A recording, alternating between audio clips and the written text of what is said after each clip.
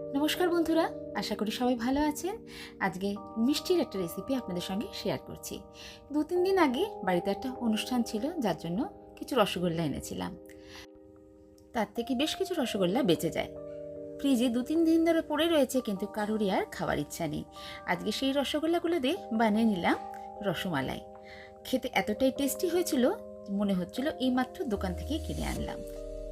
আর এইভাবে রসমালাই বানানো একদমই সহজ, মাত্র 10 মিনিটেই বানিয়ে নেওয়া যায়। এই জন্য একটা কড়া নিয়ে নিয়েছি, তাতে নিয়ে নিলাম আমি 1/2 লিটার দুধ। রসগোল্লা পরিমাণ অনুযায়ী দুধটা কম বেশি করে নিতে হবে। আমি যেহেতু লেফটোভার রসগোল্লা বা বেঁচে যাওয়া রসগোল্লা দিয়ে বানাচ্ছি, তাই খুব বেশি পরিমাণে দুধের ব্যাপার আমাকে এখানে করতে হবে না। 1/2 লিটার দুধ দিয়ে বানানো হয়ে যাবে। দুধটা প্রথমে একটু গরম করে নেব। যখন হালকা একটু গরম হয়ে আসবে, এবার এর মধ্যে দিয়ে দেবো মিল্ক পাউডার। মিল্ক পাউডারটা দিলে খুব সহজেই দুধটা তাড়াতাড়ি ঘন হয়ে যাবে। খুব বেশিক্ষণ ধরে আমাদের আর দুধটা জাল দিতে হবে না। অল্প গরম থাকতে থাকতেই মিল্ক পাউডারটা দুধের মধ্যে মিশিয়ে এভাবে দিতে হবে, তাতে খুব সহজে যেমন মিল্ক পাউডারটা দুধের মধ্যে মিশে যাবে। আর যদি খুব বেশি গরম দুধে মেশানো হয়, তাহলে অনেক সময় মিল্ক পাউডারটা ঠিক মতো গলে না আর লাম্পস পড়ে যায়। দেখুন, খুব সহজেই দুধটাকে সুন্দর মিলিয়ে নিয়েছি আমি। এবার ফ্লেমটা হাই করে দিয়ে দুধটাকে ফুটিয়ে নেব। দুধটা জাল দেওয়ার সময় 2টো ছোটো এলাচ দিয়ে দিলাম, এতে দুধে ফ্লেভারটা ভালো আসবে। দুধটা এখন একটু ঘন হয়ে এসেছে। এবার এর মধ্যে দিয়ে দিচ্ছি আমি 2 চামচ চিনি। চিনিটা অবশ্যই একটু স্বাদ বুঝে দিতে হবে।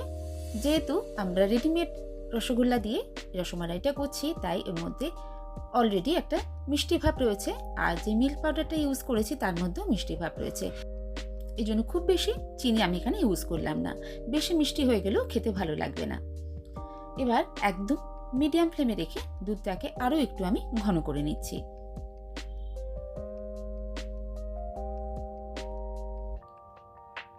দুধটা এখন অনেকটাই ঘন হয়ে এসে গেছে। এবার এর মধ্যে মিশিয়ে দিলাম আমি ড্রাই ফ্রুটস।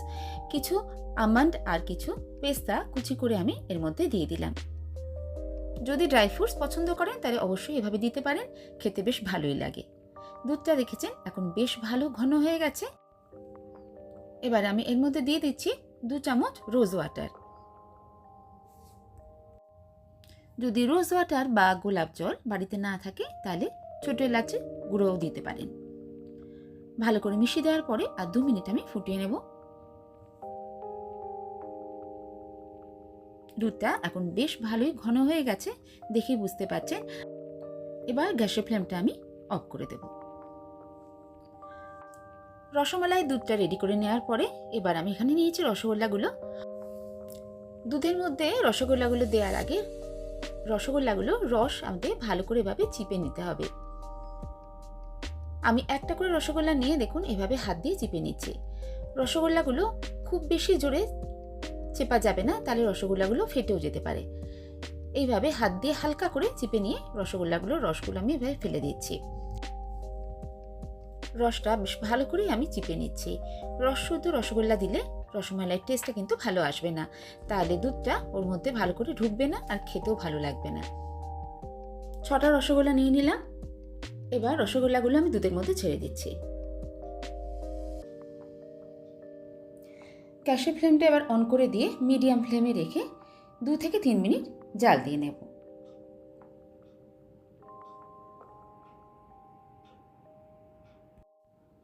তারপরে গ্যাসের ফ্লেমটা অফ করে দেব।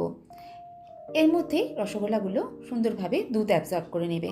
আমি একটা আপনাদের তুলে দেখাচ্ছি, দেখুন রসগোল্লাগুলো একদম নরম তুলতুলে আর দুধ অ্যাবজর্ব করে কি সুন্দর ফুলে উঠেছে। গ্যাসের ফ্লেমটা অফ করে দেওয়ার পরে এইভাবে আগে একটু ঠান্ডা করে নেব। রুম টেম্পারেচারে চলে আসার পরে এটাকে আমি ফ্রিজে 1 থেকে 1.5 ঘন্টা রাখার পর তারপর পরিবেশন করব। রসমালাই ঠান্ডা ঠান্ডা খেতে বেশি ভালো লাগে।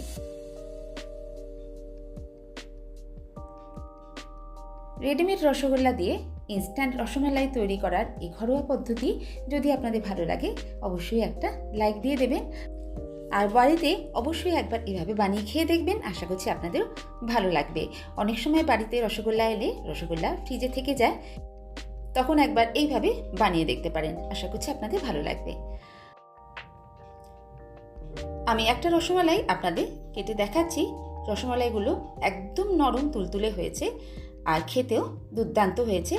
খেলে বোঝাই যাবে না যে এটা ঘরে তৈরি করা না বাইরে থেকে কিনে আনা হয়েছে। তাই একবার অবশ্যই বানিয়ে খাবেন। আর সেই সঙ্গে অনুরোধ রইল, যদি এখনও আমার চ্যানেল সাবস্ক্রাইব করা থাকে, চ্যানেলটা সাবস্ক্রাইব করে নেবেন, সাথে থাকা বেল আইকনটা প্রেস করে দেবেন, যাতে আমি যখনই কোনো ভিডিও আপলোড করি সেটা আপনার কাছে সরাসরি পৌঁছে যায়। আজ এই পর্যন্তই, আবার কোনো নতুন রেসিপি নিয়ে আপনাদের সঙ্গে দেখা হচ্ছে। সবাই ভালো থাকবেন, সুস্থ থাকবেন, আনন্দে থাকবেন।